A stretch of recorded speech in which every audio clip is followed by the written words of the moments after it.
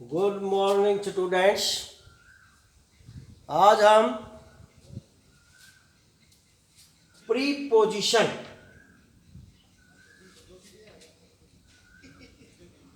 पुरुषरक संबंध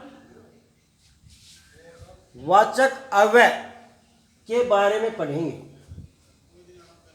प्रीपोजिशन तीन प्रकार के होते हैं। Number 1 simple preposition, number 2 compound preposition, number 3 phrase preposition. आप देखिए सिंपल प्रीपोजिशन के अंदर in, on, at, to, from, with, by आदि प्रीपोजिशनों का प्रयोग किया जाता है। कंपाउंड के अंदर about, across, among, between, beside, before. और फेराज प्रीपोजिशन, इसके अंदर ये वाक्यांश पुरुषरक कह लीजिए इनको, अकॉर्डिंग टू,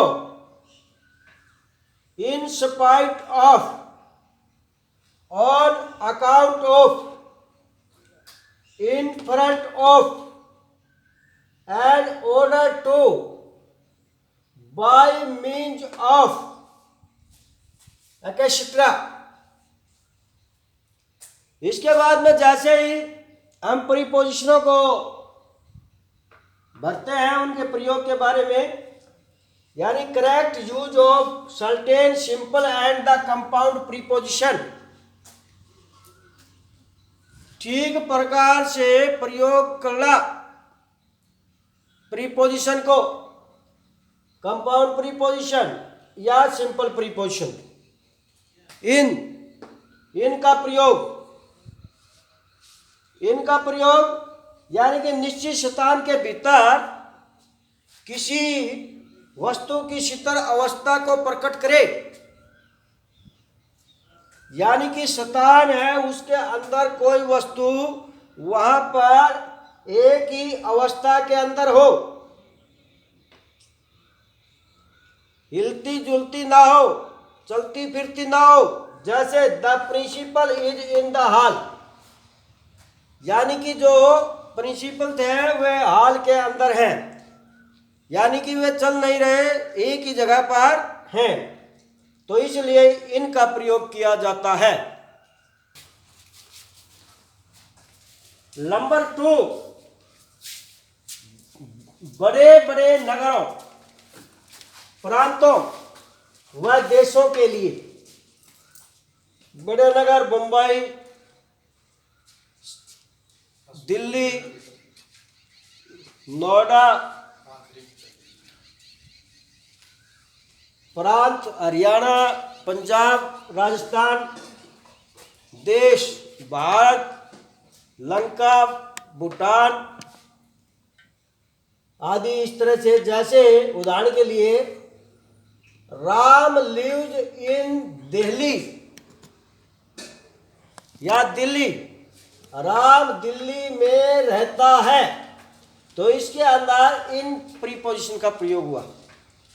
नंबर 3 कुछ देर चलने वाले काल के लिए, थोड़े समय के लिए जो समय चलता है उसके लिए, जैसे हमारे जो सीजन है, मौसम है, उनके बारे में, जैसे जो इन समर गर्मी में, इन विंटर सर्दी में।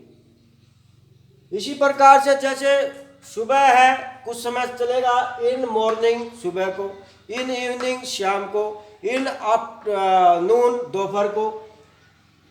नंबर 4 उस समय के लिए जब कोई काम समाप्त होगा, काम की समाप्ति के लिए कि कब समाप्त होएगा उस बारे में बताएंगे। जैसे the train will reach Mumbai in 3 hours. Train माने गाड़ी, विल माने गाड़ी, रीच माने पहुंचना, मुंबई मुंबई, आप आजकल इसको मुंबई कहते हैं, बम्बई का नाम मुंबई, इन 3 आवर 3 घंटे में, यानी कि गाड़ी 3 घंटे में मुंबई पहुंच जाएगी। यह काम समाप्त होना है 3 आवर्स में, तो इसलिए इनका प्रयोग।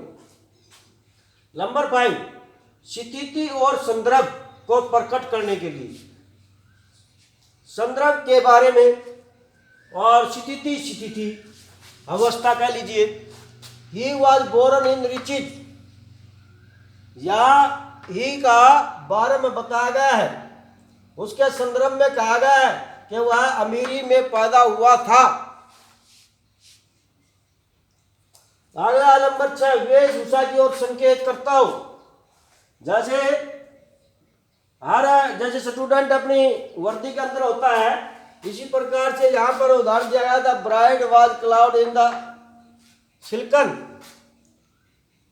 और वो ब्राइड माने दूल्हा, और सिल्कन माने होता है वो चिकना कपड़ा, क्या होगा, सिल्क ड्रेस में था। तो यहाँ उसकी वेशभूषा के अंदर की ओर संकेत किया गया, इसलिए इन सिल्कन जो है, इन सिल्कन से पहले इन का प्रयोग हुआ। इन टाइम का अर्थ होता है निर्धारित समय से पहले। कोई काम यदि निर्धारित समय से पहले होता है तो इन टाइम लगाते हैं। Try to do everything in time, try माने कोशिश कीजिए करने की प्रत्येक चीज समय से पहले, या निर्धारित समय में, निर्धारित समय में प्रत्येक काम करने की कोशिश कीजिए। उसके बाद में इनके बाद में आ जाता है कि इनका मिलता जुलता शब्द इन टू का प्रयोग। इन माने पहले अंदर, और इन टू के बारे में बताएंगे। नंबर 1, गति अर्थात बाहर से भीतर जाने की अवस्था को प्रकट करता हो, यानी कि आदमी या कोई वस्तु जब वो चलती है, हलचल करती है, उस अवस्था में इनटू का प्रयोग किया जाता है। जैसे the frog jumped into the pond, तो फ्रॉग मेंढक, जंप्ड माने कूदता है, इनटू द पॉन्ड पानी में। जब मेंढक ऊपर से छलांग लगाता है, नीचे पानी की तरफ जाता है, तो एक गति होती है, और इस गति के लिए यहाँ पर इनका नहीं इनटू का प्रयोग किया गया है। रूप परिवर्तन के लिए, जैसे translate this passage into Hindi, यानी कि रूप बदलना है किसी चीज को। हो सकता है अंग्रेजी से हम हिंदी बनाते हैं तो translate this passage into Hindi लिख देंगे, अंग्रेजी के पैरे को जब हिंदी बनाएंगे तो उसका रूप परिवर्तित होगा। इसको बोलते हैं, मतलब इसमें यहाँ इनटू का प्रयोग किया जाएगा। तो ये था हमारे कुछ प्रीपोजिशन के, और कल अगला टॉपिक भी इसी के ऊपर रहेगा। तो चैनल को सब्सक्राइब कीजिए और लाइक कीजिए। धन्यवाद।